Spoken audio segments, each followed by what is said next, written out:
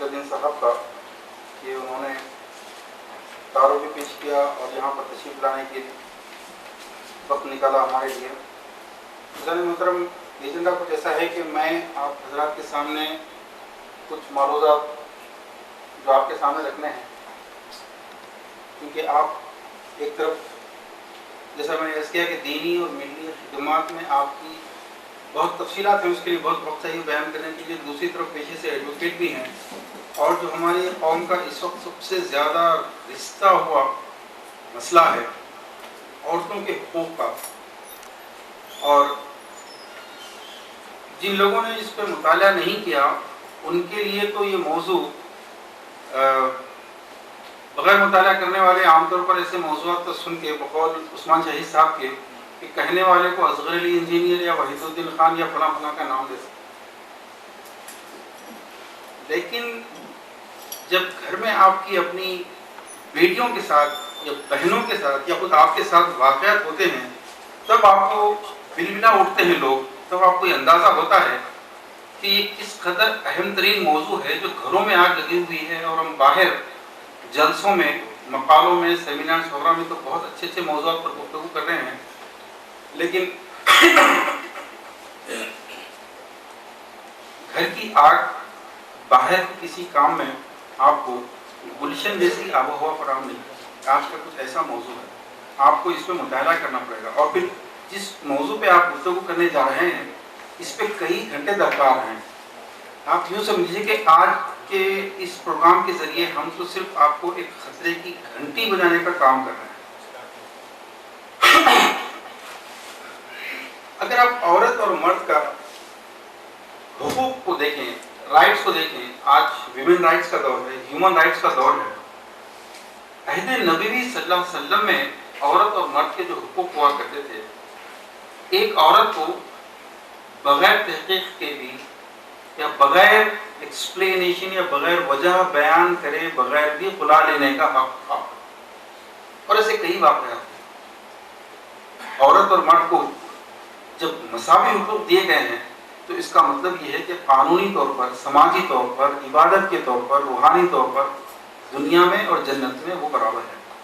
अब हर दौर में हालात के लिहाज से जो कवानीन बनते हैं, आज के कवानीन जो मुसलमानों के लिए बनाए गए हैं उसका नाम है पर्सनल लॉ या मुस्लिम पर्सनल लॉ। ये हर मुल्क में होता है, लेकिन क्या वो इंसाफ मौजूद है? इस मौजू की अहमियत इसलिए भी बहुत अहम हो जाती है कि 1975 में जब तमाम दुनिया के ममालिक ने विमेन राइट्स पर दस्तखत किए, और 1979 में इंक्लूडिंग सऊदी अरब तमाम ममालिक ने औरत के खिलाफ किसी भी किस्म के वायलेंस, डोमेस्टिक वायलेंस हो, इंटेलेक्चुअल वायलेंस हो, पॉलिटिकल किसी भी किस्म के वायलेंस के खिलाफ, और बिलखुसूस हस्बैंड जो घरों में करते हैं जिसकी कोई FIR नहीं होती, जो जुर्म नहीं तस्वुर किया जाता। हिंदू मजहब में तो यहाँ तक है कि अगर शौहर औरत को कत्ल कर दे तो उसका कोई ताज़ीरी जुर्म भी नहीं है, उसकी कोई सजा भी नहीं। यही यूरोप में था। तो जब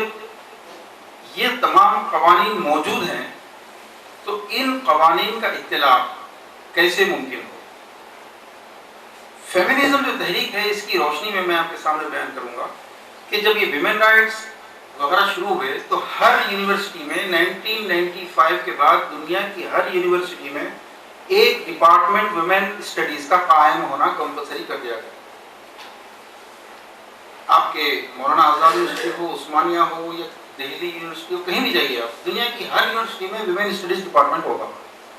उस विमेन स्टडीज डिपार्टमेंट में जो कुछ पढ़ाया जाता है आप लोग वाकिफ बिल्कुल नहीं है।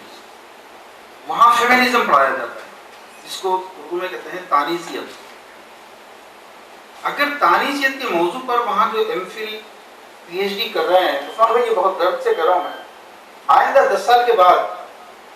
आपकी अपनी मुसलमान जनरेशन जो MPhil और PhD करके आएगी टोटल फेमिनिस्ट होगी। वो उसकी वजह क्या है कि रिसर्च वर्क में जितना रेफरेंस वर्क होता है,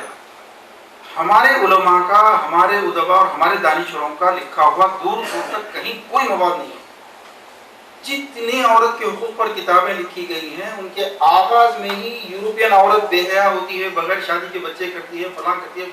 دنیا تمام کی برائیاں اور ان کے اوپر لعنت اور ملامت سے بھرپور مضامین ملیں گے، لیکن وہ عورت ایسا کرنے پہ کیوں مجبور ہوئی، اس کا مطالبہ کیا ہے؟ ظاہر ہے کہ وہ تعلیم اور تہذیب میں ہم سے بہت آگے ہے، تو ایسے بے وجہ جانوروں کی طرح تو زندگی نہیں گزارتی، اس کا کوئی کانسیپٹ ہے، اس کی آئیڈیالوجی ہے، وہ آئیڈیالوجی پوری کی پوری فیمنزم کے ذریعے آپ کے ایم فل اور پی ایچ ڈی کے سلیبس میں آ چکی ہے۔ اب یہ جو طلاق اور خلا کے قوانین ہیں، اس کے اوپر ڈسکس کرنا اس لیے ضروری ہے کہ اب ایک فیمنسٹ پوائنٹ آف ویو سے، جہاں آپ کی بچی جو گریجویشن کر رہی ہے، پوسٹ گریجویشن کر رہی ہے، جو بھی کر رہی ہے،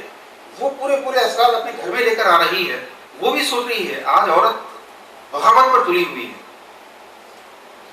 غیر مسلموں سے شادیاں ساری کی ساری بے حیائی کی وجہ سے، غلطیوں کی وجہ سے، جہیز کی وجہ سے نہیں ہے، سوچ سمجھ کے بھی ہوگی۔ ہزاروں لڑکیاں ہیں جو شادی سے انکار کر رہی ہیں۔ لیونگ ان ریلیشن شپ کے تحت بامبے، کلکتہ، پٹنہ جیسے مقامات کے اوپر کتنی مسلمان لڑکیاں کتنے غیر مسلموں کے ساتھ رہ رہی ہیں، اس کا کوئی اندازہ تو نہیں ہے، لیکن بہت عام ہے۔